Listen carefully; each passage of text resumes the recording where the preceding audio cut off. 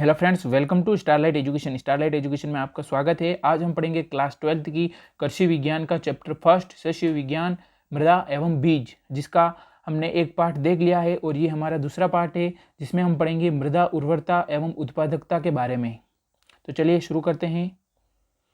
ये है हमारे टॉपिक्स जो कि फर्स्ट चैप्टर में है। यदि आपने फर्स्ट पार्ट नहीं देखा है तो डिस्क्रिप्शन बॉक्स में लिंक दे दी गई है, वहाँ से आप देख सकते हैं। ये हमारे टॉपिक रहने वाले हैं जिसमें से शस्य विज्ञान की परिभाषा हमने कंप्लीट कर लिया है। अब हम पढ़ रहे हैं मृदा उर्वरता एवं उत्पादकता। सबसे पहले हम मृदा उर्वरता की परिभाषा देखते हैं। तो पादप वृद्धि के लिए मृदा द्वारा आवश्यक पोषक तत्वों को प्राप्य रूप, उचित मात्रा तथा उपयुक्त संतुलन में प्रदान करने की क्षमता को मृदा उर्वरता कहते हैं। यानी कि जो पादप होते हैं या पौधे होते हैं उनकी वृद्धि के लिए मृदा द्वारा, किसके द्वारा? पादप की वृद्धि के लिए मृदा द्वारा आवश्यक पोषक तत्व, क्या? पादप वृद्धि के लिए मृदा द्वारा, किसके द्वारा? मृदा द्वारा क्या चीज? आवश्यक पोषक तत्व एक निश्चित संतुलन में, एक उपयुक्त संतुलन में, उचित मात्रा में, प्राप्य रूप में प्रदान करने की क्षमता को मृदा उर्वरता कहते हैं। यानी कि एक क्षमता है, क्या क्षमता है कि जो पौधे हैं तो पौधों की वृद्धि के लिए क्या आवश्यक है? पौधों की वृद्धि के लिए क्या आवश्यक है? पोषक तत्व। क्या आवश्यक है? पोषक तत्व। तो अब इन पोषक तत्वों को मृदा द्वारा, किसके द्वारा? मृदा द्वारा, वो भी प्राप्य रूप, उचित मात्रा और उपयुक्त संतुलन में प्रदान करने की क्षमता, इसको क्षमता को क्या कहते हैं? मृदा उर्वरता। ठीक है। ये यदि एग्जाम में आ जाए, 1 नंबर का क्वेश्चन आ सकता है कि बताइए, परिभाषा बताइए, मृदा उर्वरता की परिभाषा बताइए, सोइल फर्टिलिटी की परिभाषा बताइए। तो आपको लिखना है मृदा उर्वरता के लिए मृदा द्वारा आवश्यक पोषक तत्वों को प्राप्य रूप, उचित मात्रा, उपयुक्त संतुलन में प्रदान करने की क्षमता को मृदा उर्वरता कहते हैं। नेक्स्ट, मृदा उर्वरता को प्रभावित करने वाले कारक। मृदा उर्वरता को प्रभावित करने वाले कौन कौन से कारक है? प्राकृतिक कारक, कृत्रिम कारक। प्राकृतिक कारक जो कि प्रगति, नेचर के द्वारा कंट्रोल होते हैं, इनको हम कंट्रोल नहीं कर सकते हैं। कृत्रिम कारक जिनको हम कंट्रोल कर सकते हैं, आर्टिफिशियल फैक्टर जो कि मनुष्य द्वारा कंट्रोल किए जा सकते हैं। ठीक है, 2 फैक्टर है, इनमें भी अलग अलग पॉइंट है। सबसे पहले प्राकृतिक कारक। प्राकृतिक कारक में वापस 8 पॉइंट है। पैतृक पदार्थ, स्थलाकृति, मृदा आयु, जलवायु, मृदा प्रोफाइल की गहराई, मृदा की भौतिक दिशा, मृदा अपरदन और मृदा में उपस्थित पोषक तत्वों की मात्रा। तो ये टोटल 8 पॉइंट है। इन 8 को पढ़ेंगे जो कि हम पढ़ रहे हैं प्राकृतिक कारक। किसका? मृदा उर्वरता को प्रभावित करने वाले कारक। इसको प्रभावित करने वाले कारक मृदा उर्वरता। मृदा उर्वरता मैं आपको एक इजी लैंग्वेज में समझाऊं, ज्यादा बातों में ना उलझाऊं, तो एक बात हम कह सकते हैं कि मृदा उर्वरता को प्रभावित कौन करेगा, किस पर निर्भर है? तो ये है पोषक तत्वों पर निर्भर है। किस पर मृदा उर्वरता? पोषक तत्वों पर अधिक। तो यदि पोषक तत्व जहाँ ज्यादा होंगे तो मृदा उर्वरता अधिक होगी। यदि पोषक तत्व जो है वो कम होंगे तो जो मृदा उर्वरता है वो भी कम होगी। अब हम इन्हीं का देखेंगे कि कहाँ पोषक तत्व कम हो रहे हैं, किसके कारण पोषक तत्व कम हो रहे हैं, और जिस कारण से कम हो रहे हैं वो इसका कारक है। ठीक है, मेन तो पोषक तत्व की जरूरत है उर्वरता को, तो इस पोषक तत्व को कौन कौन इफेक्ट कर रहा है, वही मृदा उर्वरता को इफेक्ट करेगा। ठीक है, जब पोषक तत्व कम होंगे तो मृदा उर्वरता भी कम होगी, जब पोषक तत्व ज्यादा होंगे तो मृदा उर्वरता भी ज्यादा होगी। अब इन पोषक तत्वों को हम देखेंगे, उन फैक्टर्स को देखेंगे जो इनको प्रभावित कर रहे हैं। ठीक है, तो चलिए शुरू करते हैं। सबसे पहले पैतृक पदार्थ जो कि अपनी मृदा उर्वरता को प्रभावित करते हैं, जिसमें कुछ न कुछ देखेंगे कि हम पोषक तत्वों का क्या परिणाम निकलता है, कैसे हमारे पोषक तत्व प्रभावित होते हैं। ये पोषक तत्व प्रभावित होंगे तो हमारी मृदा उर्वरता भी प्रभावित होगी। ठीक है, क्योंकि यही है। तो चलिए शुरू करते हैं। मृदा की उर्वरता पैतृक पदार्थ पर निर्भर करती है। पैतृक पदार्थ वे पदार्थ होते हैं जो कि मृदाओं का निर्माण करते हैं। किसका निर्माण करते हैं? मृदाओं का निर्माण करते हैं। पैतृक पदार्थ वे पदार्थ होते हैं जो कि मृदाओं का निर्माण करते हैं। तो यदि पैतृक पदार्थ में पौधों के पोषक तत्व अधिक हैं तो उसमें उनसे निर्मित मृदाएं प्राय उपजाऊ होती है। ये बात हो गई। यानी कि कोई भी मृदा किसी चीज से बनी है, जैसे मृदा है चट्टानों से बनती है। ठीक है, तो अब कोई चट्टान है, किसी चट्टान से क्या बनी? मृदा बनी है। आगे बात समझ में? चट्टान है, चट्टान से मृदा बनी है, तो यदि इस चट्टान में अधिक पोषक तत्व होंगे, अधिक पोषक तत्व होंगे, तो जिससे बनने वाली जो मृदा है इसमें भी अधिक पोषक तत्व होंगे। ठीक है, आगे बात समझ में, इसमें भी अधिक पोषक तत्व होंगे। यदि इसमें अधिक पोषक तत्व है तो यह मृदा भी होगी उपजाऊ और उर्वर, और यहाँ की जो मृदा उर्वरता है वो भी अधिक होगी। ठीक है, तो ये चीजें एक दूसरे से लिंक है। तो अम्लीय आग्नेय चट्टानों और बालू पत्थर के अपक्षय द्वारा बलुई मृदाओं का निर्माण होता है। इनमें क्षार की मात्रा कम पाई जाती है, इन मृदाओं की उर्वरता कम होती है, यानी कि जो बलुई मृदाएं होती है। ठीक है, कौन सी मृदाएं? बलुई मृदाएं। तो ये बलुई मृदाएं जो है वो अम्लीय आग्नेय चट्टानों से बनी होती है और बालू पत्थर से बनी होती है। तो इनमें क्या होता है, इनका निर्माण इनसे होता है, दोनों से। तो इनमें क्या होती है, क्षार की मात्रा जो है वो कम होती है। यदि क्षार की मात्रा कम होगी तो मृदा उर्वरता भी कम होगी। ठीक है, यदि क्षार की मात्रा अधिक होगी तो मृदा उर्वरता भी अधिक होगी। यदि मृदा उर्वरता अच्छी है, किसी भी मृदा की उर्वरता अच्छी है, तो वहाँ पर पोषक तत्व भी अधिक होंगे। पोषक तत्व अधिक होंगे तो वहाँ पर पौधे भी अच्छी ग्रोथ करेंगे और पौधे भी अच्छी वृद्धि करेंगे।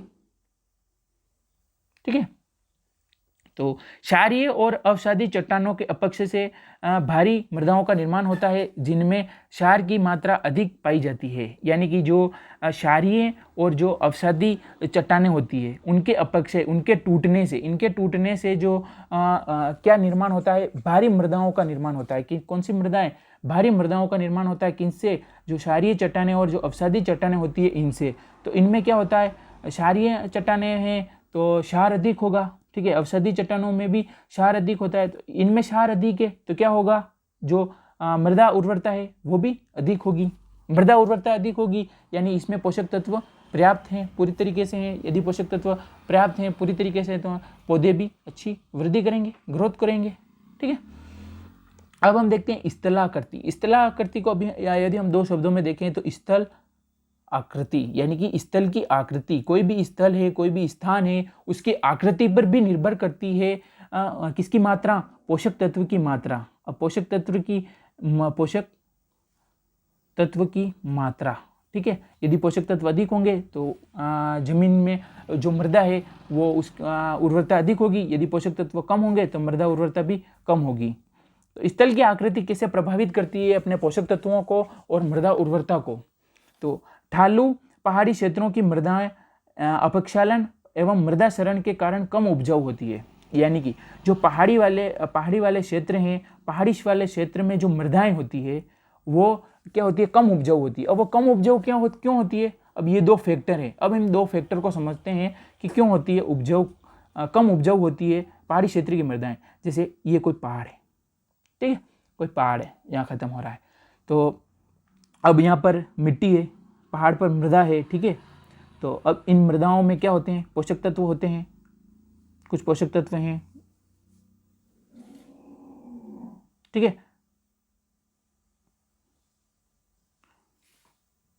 कुछ पोषक तत्व हैं।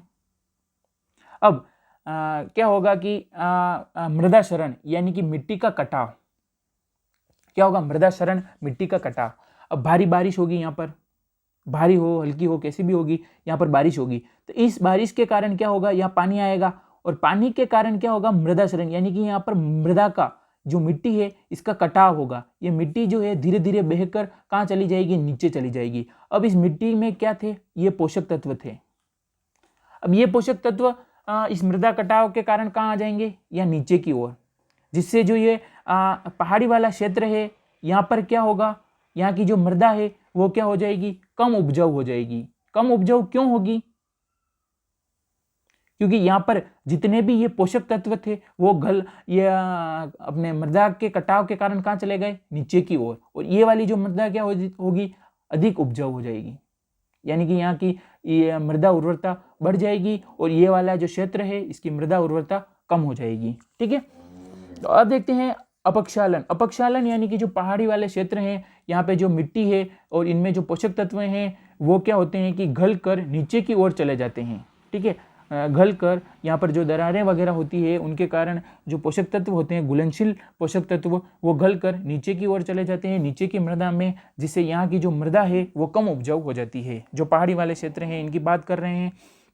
तो ये नीचे चले जाएंगे तो यहाँ की मृदाओं में पोषक तत्व की कमी होगी, पहाड़ी वाले क्षेत्र की पोषक तत्व की कमी यानी कि मृदा उर्वरता कम। अब ये भी एक फैक्टर है जो कि किसको प्रभावित कर रहा है, मृदा उर्वरता को।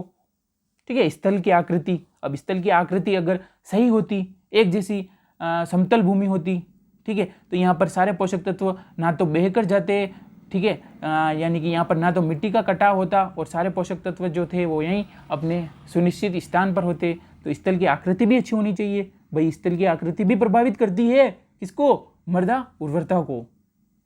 ठीक है, अब हम देखते हैं निचले भागों की मृदाओं में उच्च स्थानों की मृदाओं के पोषक तत्व कार्बनिक पदार्थ पानी के साथ बहकर एकत्रित हो जाते हैं। मैंने यही बताया आपको, जो ऊपर वाले जो स्थान है यहाँ के जो पोषक तत्व हैं वो पानी के साथ बहकर कहाँ चले जाते हैं, नीचे की ओर चले जाते हैं, जिससे ये मृदाएं जो होती है वो अधिक उपजाऊ होती है और इनकी उर्वर शक्ति होती है वो भी अधिक होती है।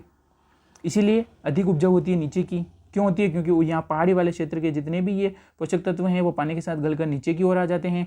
तो स्थल की आकृति भी अच्छी होनी चाहिए, कोई भी स्थल है खेती करने के लिए वगैरह मृदा का। इस प्रकार पहाड़ी प्रदेशों एवं अन्य उच्च स्थानों की मृदा उर्वरता मैदानी एवं समतल भूमि की अपेक्षा कम होती है। जाहिर सी बात है, समझ में आ गया होगा, पहाड़ी क्षेत्र में जो मृदा उर्वरता होती है वो कम होती है और जो मैदानी और समतल भूमि है, जो सीधी भूमि है, मैदानी भाग है, वहाँ पर मृदा उर्वरता अधिक होती है। क्यों, क्योंकि यहाँ पर पहाड़ी वाले क्षेत्र से तो सारे गलकर नीचे आ गए हैं, सारे जो बहाकर नीचे आ गए हैं। ठीक है, आगे चलते हैं, इसमें ज़्यादा टाइम हो गया है। तो अब देखते हैं मृदा की आयु। ठीक है, मृदा की आयु का फैक्टर देखते हैं। तो आप जानते हो कि मृदा की आयु यानी कि सोइल एज, जैसे कोई मनुष्य है, पहले मैं आपको बता दूं कोई मनुष्य है, अब मनुष्य ज़्यादा पुराना होता जाएगा तो क्या वो बाद में ज़्यादा काम कर सकेगा? ठीक है, ज़्यादा काम कर सकेगा? नहीं कर सकेगा, उसमें कमी आएगी। तो जितना वो पुराना होता जा रहा है जितनी उसमें कमी होती जा रही है कुछ न कुछ चीज़ की। ठीक है, तो इसी में जैसा कि इसमें है मृदा में, जो जैसे मृदा पुरानी होती जाएगी वैसे वैसे उसमें उर्वरता में कमी होती जाएगी। क्यों, क्योंकि जैसे कोई स्थान है, ये स्थान है, ठीक है, ये भूमि है, ये हमने एक भूमि बनाई है, ये हमने एक खेत तैयार किया है जो कि बहुत पुराना, एक समझ लो ये पुराना खेत है। ठीक है, पुरानी मिट्टी है ये वाली, इस वाले खेत में पुरानी मिट्टी है और एक खेत है जिसमें हमने नई मिट्टी डाली है, नई मृदा। ठीक है, नई मिट्टी, एक नई मिट्टी है, एक पुरानी मिट्टी है। तो अब देखो पुरानी मिट्टी में क्या होगा, यहाँ पे हम सालों से फसलें बोते आ रहे हैं। ठीक है, कई साल हो गए फसलें बोते हुए, तो ये वाली फसलें जो है वो क्या करेगी, इस मिट्टी में से लगातार हम बो रहे हैं, तो ये वाली क्या करेगी, ये वाली फसलें, सारी जो फसलें हैं वो क्या करेगी, यहाँ पर जितने भी आवश्यक पोषक तत्व थे, आवश्यक थे, नहीं आवश्यक थे, जितने भी पोषक तत्व थे वो उन सभी को उन फसलों ने ग्रहण कर लिया है। ठीक है, फसलों को ग्रहण कर लिया है। तो यहाँ पर क्या हुआ, पोषक तत्व की कमी हुई, यानी कि उर्वरता में कमी आई। ठीक है, अब जो नई मृदाएं होगी, जैसे कि हमने नई मृदा है या जैसे कि कोई नई मिट्टी डाली किसी खेत में, तो अभी इस मिट्टी में सारे पोषक तत्व हैं। ठीक है, अभी हमने ना तो इसमें ज़्यादातर फसलें बोई है जिसके कारण पोषक तत्व कहीं गए कहीं नहीं गए, क्योंकि ये नई मिट्टी है। हाँ, कभी ये भी पुरानी होगी और यहाँ पर भी पोषक तत्व की कमी आएगी और मृदा उर्वरता में कमी होगी। तो जाहिर सी बात है कि जो पुरानी मृदाएं होती है, पुरानी मृदाओं में क्या होता है कि जो मृदा उर्वरता होती है वो कम होती है और जो नई मृदाएं होती हैं उनमें जो मृदा उर्वरता है वो ज़्यादा होगी। अब मृदा उर्वरता किसे, कि अगर मृदा उर्वरता ज़्यादा और कम कब होती है, जब किसी मिट्टी में यदि पोषक तत्व अधिक हैं तो मृदा उर्वरता ज़्यादा, यदि पोषक तत्व कम है तो जो मृदा उर्वरता है वो कम। ठीक है, यही है इसमें मृदा आयु के साथ मृदा उर्वरता में कमी आती है, यानी कि मृदा की आयु के साथ साथ मृदा उर्वरता में भी कमी आती जाती है।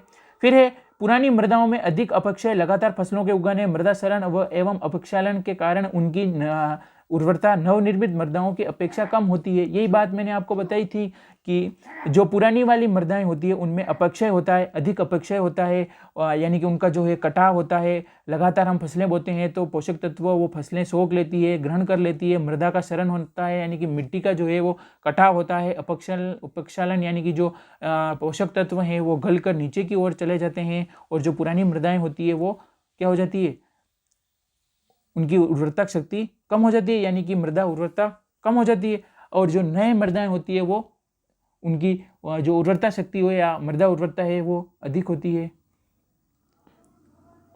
अब देखते हैं हम जलवायु, क्लाइमेट, ठीक है, कि जलवायु यानी कि जो हमारा जल मृदा उर्वरता को कैसे प्रभावित कर रहा है, हमारी वायु मृदा उर्वरता को कैसे प्रभावित कर रही है, और ताप हमारी मृदा उर्वरता को कैसे प्रभावित कर रहा है। तो जल आप जानते हो कि यदि अधिक वर्षा होगी तो जो हमारे पोषक तत्व हैं वो घुलनशील पोषक तत्व जो है या जो भी पोषक तत्व हैं वो क्या होंगे, ज़्यादा बारिश के कारण पानी के साथ गलकर कहाँ चले जाएंगे, नीचे की ओर चले जाएंगे। तो ये नीचे की ओर पोषक तत्व कोई काम नहीं आ रहे, ये हमारी जो मृदा है यहाँ से नीचे की ओर चले जाएंगे। तो यहाँ इस मृदा में पोषक तत्वों की क्या हो जाएगी, कमी हो जाएगी। यदि मृदा में पोषक तत्वों की कमी आ गई तो क्या होगा, मृदा उर्वरता कम हो जाएगी।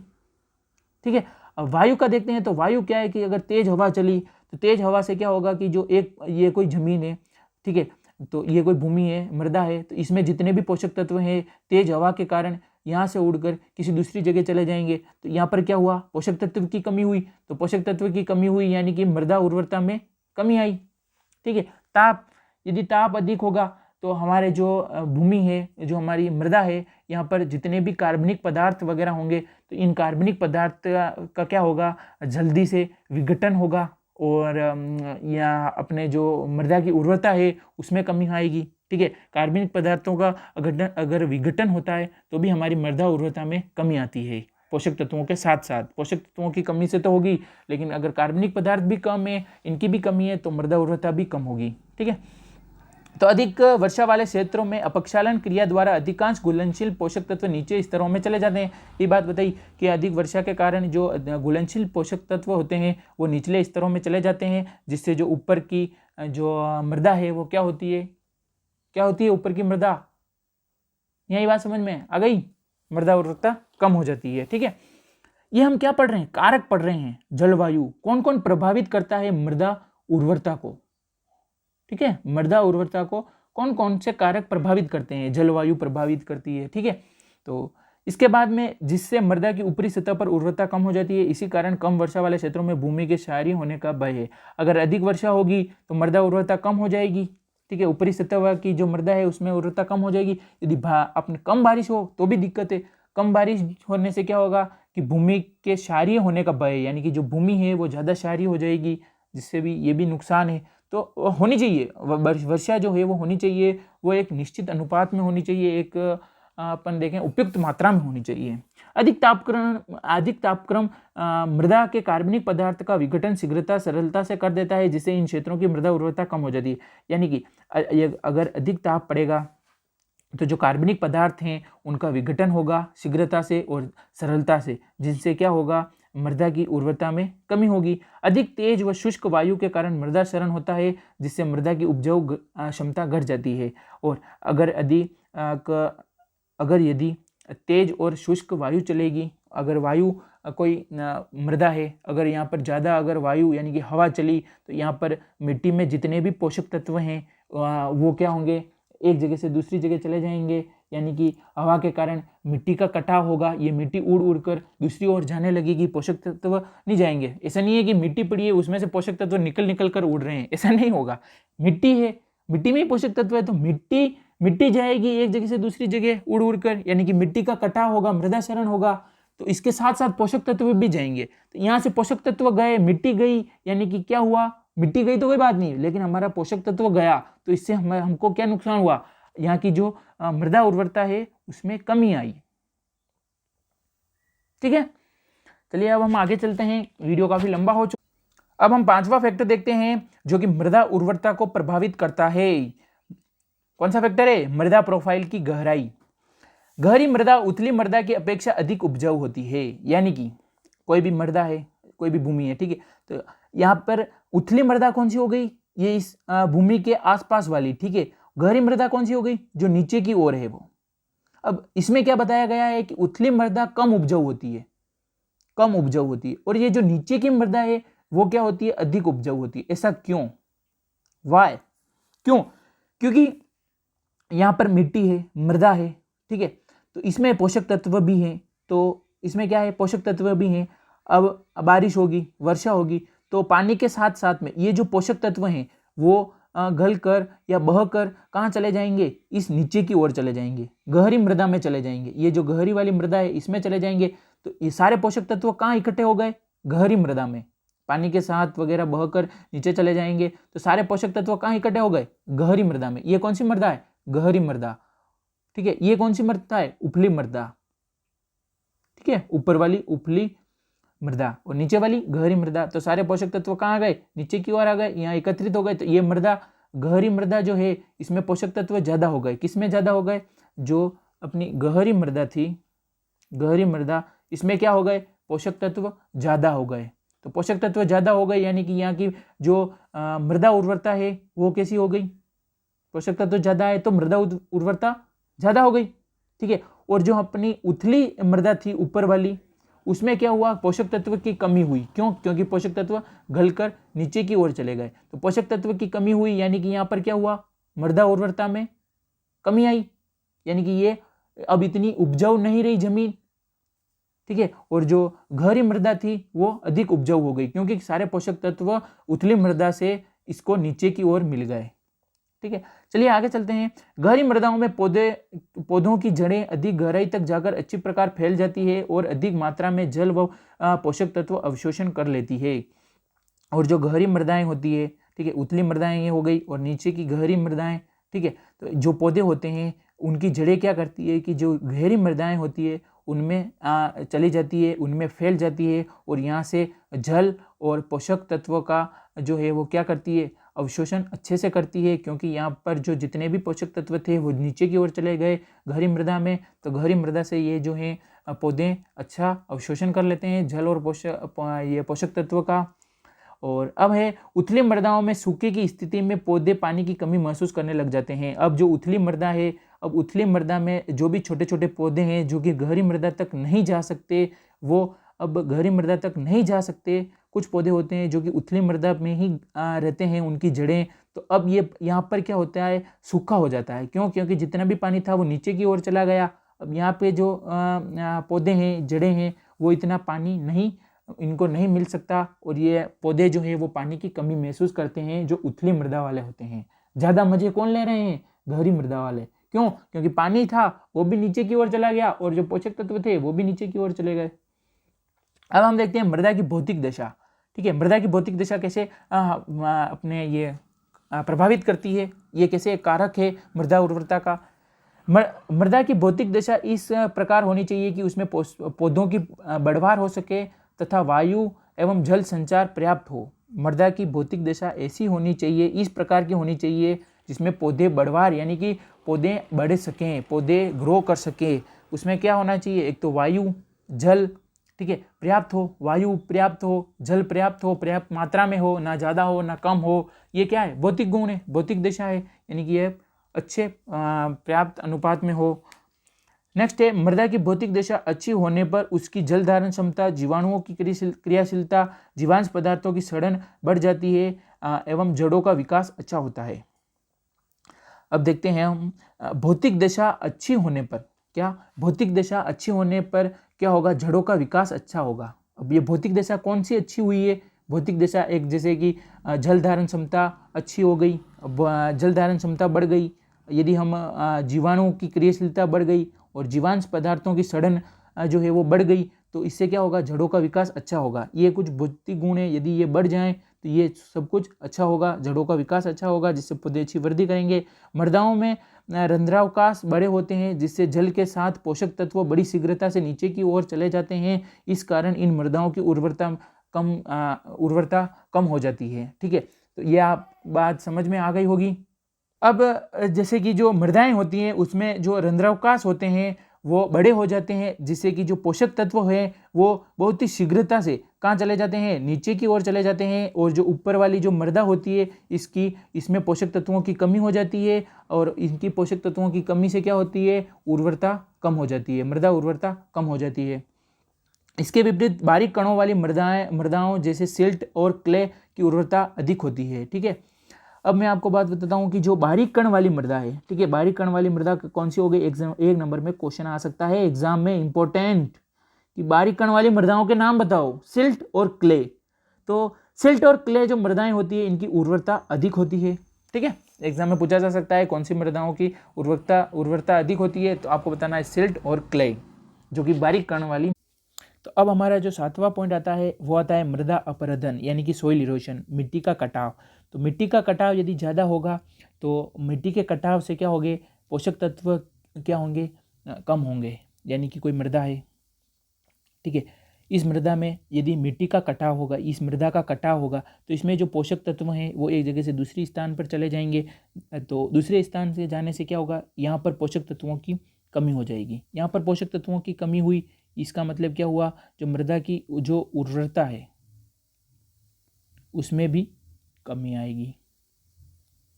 ठीक है, तो जो मृदा कटाव है वो भी प्रभावित करती है किसको, मृदा उर्वरता को। मृदा में उपस्थित पोषक तत्वों की मात्रा, अब जो मृदा में उपस्थित पोषक तत्व हैं उनकी मात्रा भी प्रभावित करती है किसको, ये तो हम बात कहते हैं आ रहे हैं शुरू से, किसको प्रभावित करती है, मृदा की उर्वरता को। यदि पोषक तत्व जो है वो अधिक मात्रा में होंगे तो उर्वरता भी अधिक होगी। यदि पोषक तत्व जो है वो कम होंगे तो जो मृदा की जो उर्वरता है वो भी कम होगी। ठीक है, अब देखते हैं हम कृत्रिम कारक, जो दूसरा कारक है कृत्रिम कारक जो मनुष्य द्वारा कंट्रोल किया जा सकता है वो। अब इसमें भी 6 पॉइंट है वो देखते हैं। जलाक्रांति, फसल प्राणी, मृदा पीएच, मृदा सूक्ष्म जीव, मृदा में कार्बनिक पदार्थ की मात्रा, मृदा जुताई की विधि व समय। अब जलाक्रांति, तो जब मृदा में फसल की आवश्यकता से अधिक जल का भराव होता है और इसके निकास का उचित प्रबंधन नहीं होता है तो मृदा में वायु की कमी हो जाती है।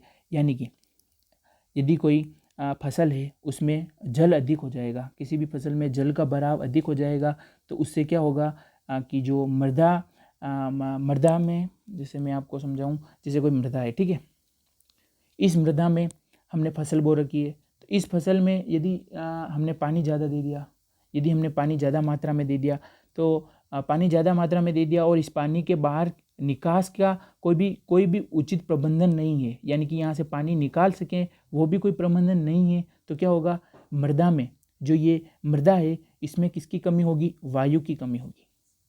ठीक है, आगे बात समझ में, यानी कि कोई मृदा है अगर इसमें ज़्यादा पानी भरा जाता है तो क्या होता है, वायु की कमी होती है। अब इस वायु की कमी से क्या क्या होता है, परिणाम स्वरूप मृदा उर्वरता में कमी हो जाती है और अधिक पानी भरने से जो भौतिक दशा है वो खराब हो जाती है और जो आवश्यक, तो थर्ड पॉइंट है आवश्यक पोषक तत्व अपक्षालन द्वारा जड़ के नीचे चले जाते हैं, जड़ क्षेत्र से नीचे चले जाते हैं। यानी कि जो आवश्यक पोषक तत्व हैं वो अपक्षालन यानी कि अपक्षालन में क्या होता है कि अगर कोई भी मृदा है इसमें बारिश होगी तो इसमें जो भी पोषक तत्व हैं वो क्या होंगे, घुल कर कहाँ चले जाएंगे, नीचे की ओर चले जाएंगे, यानी कि अपक्षालन होगा।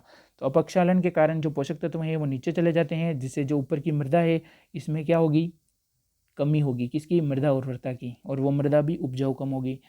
अब देखते हैं फसल प्रणाली। यदि एक निश्चित भूभाग पर प्रति वर्ष एक ही फसल उगाई जाती है तो यह फसल की प्रति वर्ष निश्चित तत्वों का शोषण करती है, जिसके फलस्वरूप इन तत्वों की मृदा में कमी हो जाती है और वह उर्वरता कम हो जाती है। यानी कि यदि हम बात करें कि यदि हम हर साल एक ही फसल उगा रहे हैं, एक निश्चित कोई स्थान है, कोई निश्चित खेत है, ठीक है, कोई फील्ड है, तो इसमें अगर हम एक ही प्रकार की फसल लगातार बो रहे हैं तो लगातार फसल बोने से क्या होगा कि यहाँ पर पोषक तत्वों की कमी होती जाएगी। ठीक है, जैसे हमने गेहूँ बोए तो गेहूँ में जो जो पोषक तत्व चाहिए वो पोषक तत्व ये गेहूँ क्या करेंगे, ग्रहण कर लेंगे। तो लगातार अगर इनको करेंगे तो ये इस गेहूँ को जितने भी पोषक तत्व चाहिए वो ग्रहण कर लेगा। ठीक है, और जो धीरे धीरे जो है इन पोषक तत्वों की कमी होने लग जाएगी तो जो गेहूँ है वो भी सही उचित मात्रा में नहीं होंगे। ठीक है, अगर ज़्यादा ही हम इन गेहूँ को बोते रहेंगे लगातार तो इसमें हमको क्या अपनाना चाहिए, एक फसल चक्र अपनाना चाहिए, यानी कि अलग अलग प्रकार की फसलें उगानी चाहिए। एक बार गेहूँ बो दिया, ठीक है, तो गेहूं के अलावा लगातार इसी को न बो के अलग अलग फसलें हम यूज़ कर सकते हैं इसमें, ताकि हमारी जो पोषक तत्व हैं वो मृदा में बने रहें। तो वैज्ञानिक ढंग से फसल चक्र के अनुसार फसलें उगाने पर मृदा की उर्वरता बनी रहती है। यदि हम फसल चक्र अपनाएंगे यानी कि अलग अलग मृदाएं अलग अलग जो फसलें बोएंगे जिससे कि जो मृदा उर्वरता है वो बनी रहेगी। फसल चक्र में दाल वाली फसलें उगाने से मृदा उर्वरता बढ़ती है। यानी कि यदि हम फसल चक्र अपनाते हैं तो उसमें हमें ज़्यादा दाल वाली फसलें उगानी चाहिए, जिससे मृदा उर्वरता। तो अब हम देखते हैं तीसरा फैक्टर कृत्रिम कारक का मृदा पीएच। मृदा उर्वरता एवं पौधे को पोषक तत्वों की प्राप्यता मृदा पीएच द्वारा प्रभावित होती है। यानी कि जो मृदा उर्वरता है वो पीएच द्वारा मृदा की जो पीएच मात्रा है उस पर भी प्रभावित होती है। यानी कि यदि पीएच ज़्यादा या कम होगा तो उससे जो मृदा उर्वरता है वो भी प्रभावित होगी। कैसे? अधिक अम्लीय मृदा में कैल्शियम और मैग्नीशियम की मात्राएं कम रहती है। यदि मृदा अम्लीय ज़्यादा है, ठीक है, तो उसमें क्या होगा, कैल्शियम और मैग्नीशियम की मात्रा जो है वो कम रहती है, जिससे जो लोहा, एल्यूमिनियम, मैग्नीज और तांबा जो है वो इतनी अधिकता हो जाएगी इनकी, जिससे पौधों पर हानिकारक प्रभाव पड़ेगा। और यदि मृदाएं ज़्यादा क्षारीय है तो उसमें क्या होगा, कैल्शियम व मैग्नीशियम की मात्रा अधिक हो जाएगी और लोहा, मैग्नीज, तांबे की जो मात्रा है वो क्या होगी, कम होगी। तो ये मात्राएं कम होगी तो इनसे मृदा उर्वरता है वो कम हो जाएगी, और अगर ये ज़्यादा होंगे तो भी इनके कारण हानिकारक प्रभाव पड़ेगा। हम जानते हैं जो पीएच स्केल है वो 0 से 7 और 7 से 14, यानी कि यदि आप मृदा पीएच का जो मान है वो 0 और 7 के बीच में आ रहा है, यानी कि वो मृदा अम्लीय है, और 7 से 14 के बीच में आ रहा है यानी कि वो क्षारीय है। तो इसमें मैं ये समझाना चाहता हूँ कि जो मृदा है उसका जो पीएच है वो सामान्यतः 7 के आसपास होना चाहिए। ना तो ज़्यादा मृदा अम्लीय होनी चाहिए, ना ही ज़्यादा मृदा क्षारीय होनी चाहिए। अम्लीय होगी तो क्या होगा आप देख सकते हैं, क्षारीय होगी तो क्या होगा वो भी आप देख सकते हैं। ज़्यादा क्षारीय होगी तो जो उसकी उर्वरता होगी मृदा की वो कम होगी, और यदि ज़्यादा हो गई तो ये जो लोहा, एल्यूमिनियम, मैग्नीज, तांबा है ये इनकी अधिकता बढ़ जाएगी और इससे पौधों को हानिकारक प्रभाव पड़ेगा। तो मृदा का जो पीएच मान है वो हमेशा 7 के आसपास रहना चाहिए, ज़्यादा अम्लीय व क्षारीय नहीं होना चाहिए। मृदा सूक्ष्म जीव, अब मृदा में जो सूक्ष्म जीव होते हैं वो भी प्रभावित करते हैं। मृदा में उपस्थित मुख्य सूक्ष्म जीव शैवाल, कवक, एक्टिनोमाइसीटीज तथा जीवाणु है। यानी कि ये जो है वो मुख्य जीव है। कौन कौन से सूक्ष्म जीव हैं? शैवाल, कवक और एक्टिनोमाइसीटीज और जीवाणु। शैवाल मृदा में वायु संचार को बढ़ाती है, जिससे नाइट्रोजन का स्थिरीकरण होता है। और जो शैवाल है वो मृदा में क्या बढ़ाती है? वायु संचार। एक नंबर का जो क्वेश्चन आ सकता है एग्जाम में कि जो शैवाल है वो मृदा में क्या करती है, तो वायु संचार को बढ़ाती है, जिससे क्या होता है, नाइट्रोजन का स्थिरीकरण होता है। ठीक है। कवक तथा एक्टिनोमाइसीटीज जटिल कार्बनिक पदार्थों का विच्छेदन कर हुमस बनाने में सहायता करते हैं।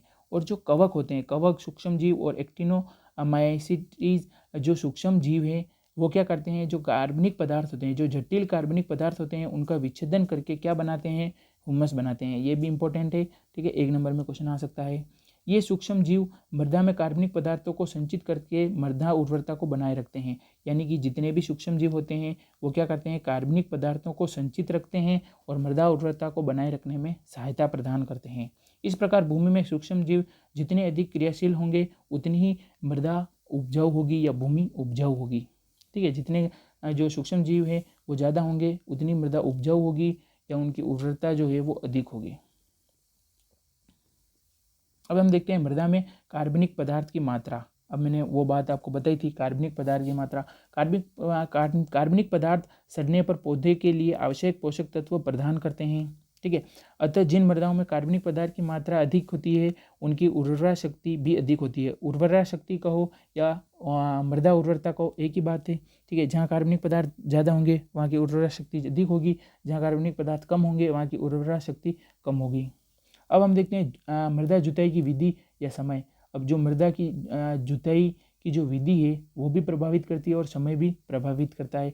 आवश्यकता से अधिक जुताई करना भी हानिकारक होता है। यदि हम आवश्यकता से अधिक जुताई करते हैं तो जो नीचे में जो कार्बनिक पदार्थ होते हैं वो ऊपर की ओर आ जाते हैं, और ऊपर की ओर आने से क्या होगा, ताप के कारण उनका विघटन होना स्टार्ट हो जाएगा। ये बात मैंने आपको पहले बताई थी। तो ज़्यादा गहरी जुताई भी नहीं करनी है, जुताई का भी ध्यान रखना है, उचित समय पर भी करनी है, जिससे जो उर्वरा शक्ति है वो बनी रहे और उसमें वृद्धि हो। उचित गहराई पर जुताई करनी है और उचित समय पर भी करनी है।